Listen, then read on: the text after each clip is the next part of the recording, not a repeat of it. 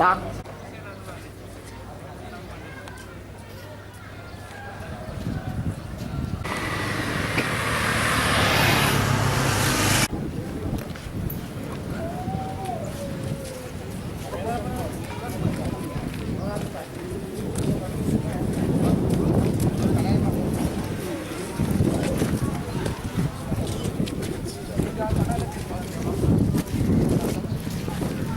Tugas mungkin yang pertama dibina adat istiadat, melestarikan adat istiadat, kemudian menjalin koordinasi dengan perangkat pemerintahan kecamatan dan kampung, kemudian yang ketiga peran serta masyarakat untuk menyambut aspirasinya, yang keempat adalah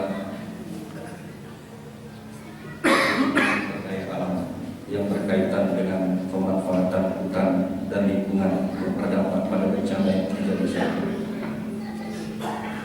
Kemudian juga dalam beberapa musyawarah sebelumnya, beserta Pak Mukim dan beserta unsur forum komunikasi pimpinan kecamatan dan para dirjen juga akan melakukan pembebasan lahan untuk pembangunan peningkatan status dari danpos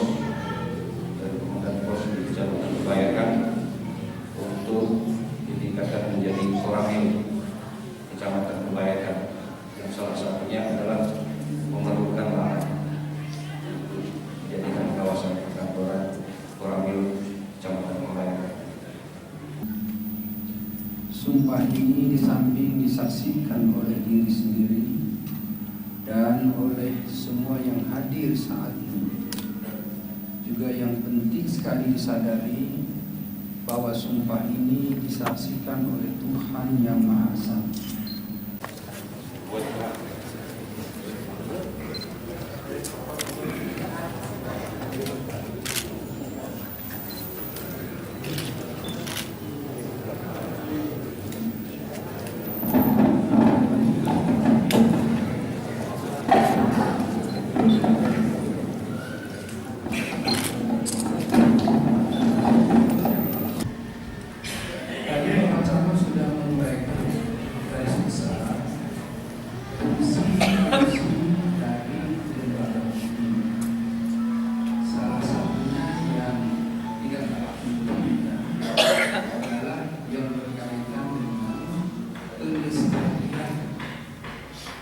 Aslian